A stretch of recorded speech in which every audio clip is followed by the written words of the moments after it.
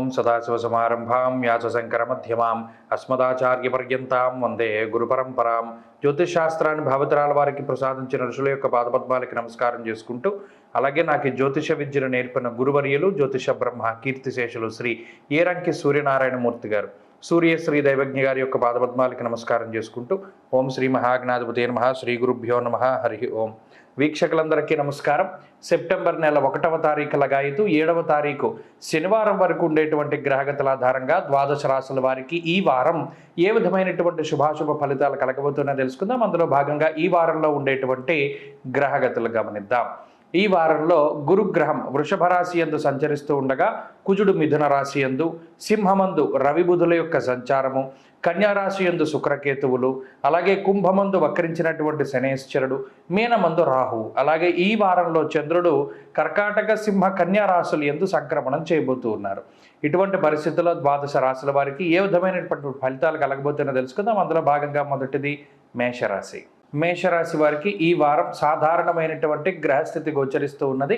ప్రత్యేకించి 2, 3 స్థానాల యందు యోగిస్తూ ఉన్నటువంటి గురు కుజుల యొక్క పూర్తి అనుకూలమైనటువంటి గ్రహస్థితి, ఆ తర్వాత పంచమ స్థానమందు ఉన్నటువంటి బుధగ్రహం, షష్ఠ స్థానమందు ఉన్నటువంటి చంద్రుడు, ఇలా 4 గ్రహాల తాలూకు శుభ ఫలితాలు శనేశ్వరుడు వక్రించినటువంటి స్థితితోటి కలుపుకొని 5 గ్రహాల యొక్క స్థితిగతులు అనుకూలంగా ఉన్నాయి.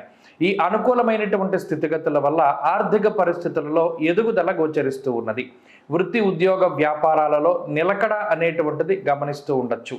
మరీ ముఖ్యంగా గత వారాల్లో ఏదైనా ఉద్యోగానికి సంబంధించినటువంటి ఇబ్బందులు ఉన్నటువంటి మేషరాశి వారికి ఈ వారంలో వృత్తి ఉద్యోగ వ్యాపార వ్యవసాయ ఇటువంటి రంగాలన్నింటిలోనూ కూడా కొంత నిలకడతో ఉండేటువంటి వాతావరణం అనేటువంటి దాన్ని ఈ వారంలో చూడవచ్చు. ప్రత్యేకించి తృతీయ స్థానంలో కుజుడు బలీయమైనటువంటి గ్రహంగా యోగిస్తూ ఉన్న కారణం చేత అటు ఆర్థిక పరిపుష్టి, ఆరోగ్యపరమైనటువంటి పరిస్థితులన్నీ కూడా చాలా సానుకూలంగా గోచరిస్తూ ఉన్నాయి.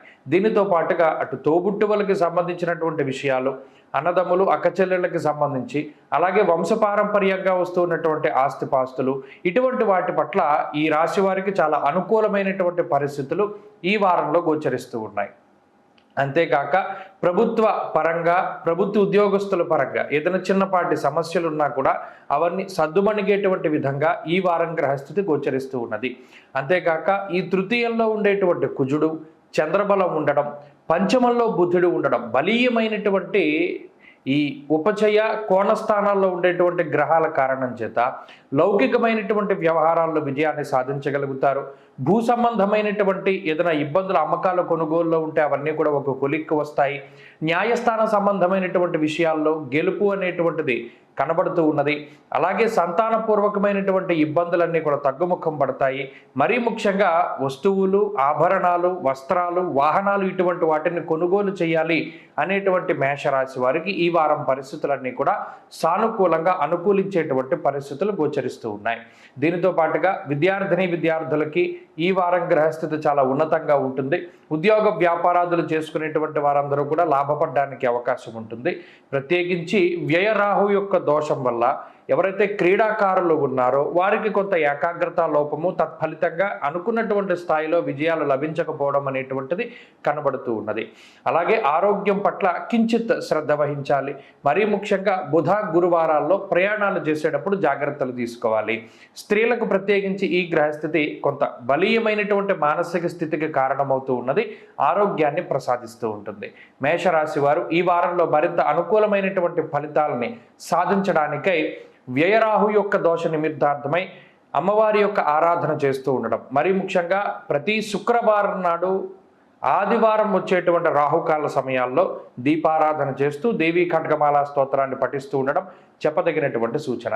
ఈ వారంలో కలిసి వచ్చేటువంటి రోజు మంగళవారంగా చెప్పవచ్చును. అదృష్ట సంఖ్య 3, అదృష్ట వర్ణము ఎరుపు.